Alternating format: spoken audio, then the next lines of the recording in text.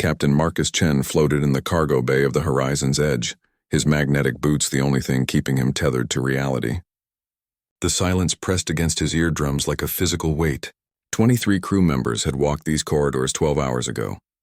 Now he was alone. The Kareth had been efficient, he'd give them that. They'd appeared without warning, their sleek obsidian vessels materializing from quantum slipspace like nightmares given form. No hails, no demands, just the surgical precision of their extraction beams, plucking his people from the ship one by one while he'd been trapped behind a jammed bulkhead door, screaming into his comm until his voice gave out. By the time he'd cut through, they were gone. All of them. The engineering team, the bridge crew, Dr. Sarah Kim, who'd been 3 days from finishing her thesis on protostellar formation, Tommy Chen, no relation, just a kid from New Shanghai who made everyone laugh with his terrible impressions, gone. The Kareth left behind only their calling card, a holographic glyph burned into the ship's main computer, pulsing with an arrogant luminescence. Marcus didn't need a translator to understand its meaning. It was a challenge, a declaration. We took what we wanted. What will you do about it? Marcus transmitted everything to Earth Command. Then he waited. He didn't have to wait long. Admiral Jessica Okonkwo materialized on his view screen 8 hours later, her dark eyes carrying the weight of someone who'd made an impossible decision and found peace with it. "Captain Chen," she said, her voice calm as deep water, "I've reviewed your logs. I'm sorry about your crew. With respect, Admiral, I don't need condolences. I need action." A ghost of a smile touched her lips. "You'll get it. The Kareth have been raiding colony ships for 3 months. 17 vessels. Over 400 people. They take our people and they think we're too scattered, too new to space to respond with unity." She leaned forward. "They're about to learn they miscalculated. What are you sending?" "Everything." The Reaper fleet emerged from slipspace like an avalanche given purpose.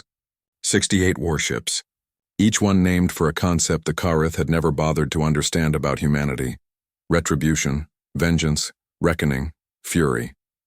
The dreadnought at the center bore the simplest name of all: Remember.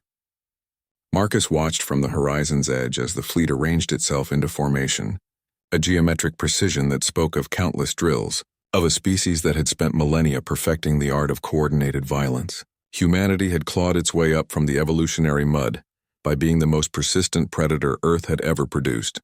The Kareth were about to receive a biology lesson.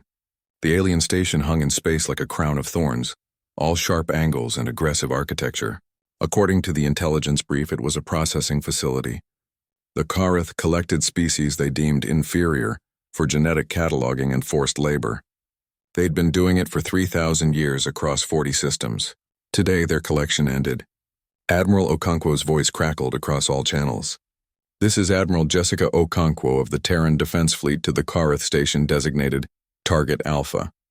You are holding 417 human citizens. You have one chance. Return them unharmed within the next 60 seconds, or we will come in and take them back. And you will not enjoy our methods." The response came in the form of weapons fire. Plasma bolts lanced out from the station, a furious light show that would have vaporized any single ship. The Reaper fleet's shields barely flickered. "Predictable," Okonkwo muttered. "All ships execute broken arrow protocol.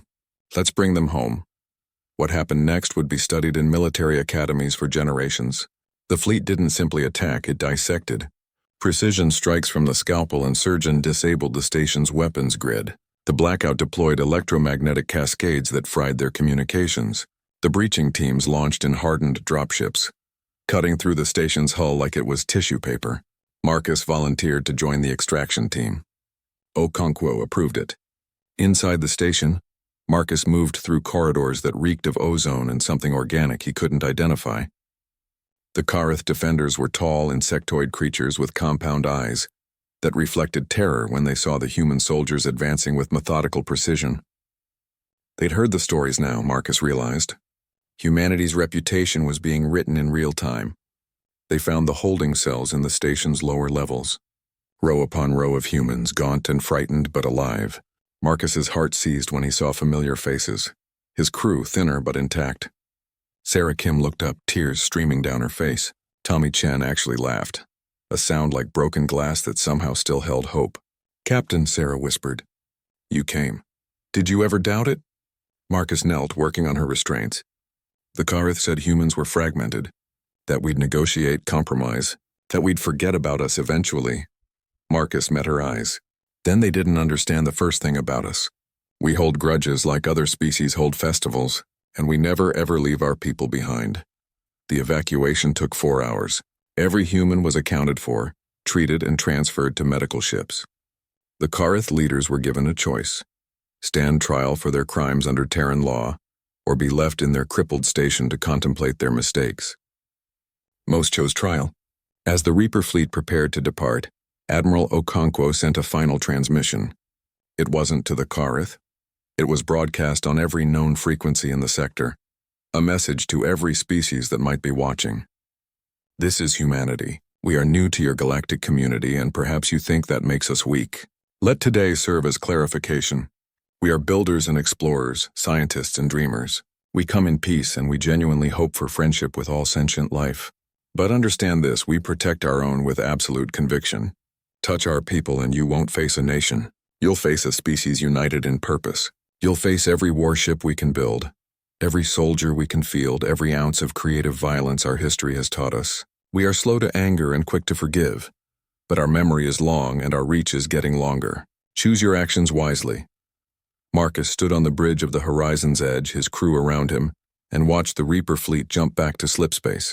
They left the Karith station intact but broken, a monument to a simple truth the galaxy was learning. Humanity had arrived, and humanity remembered.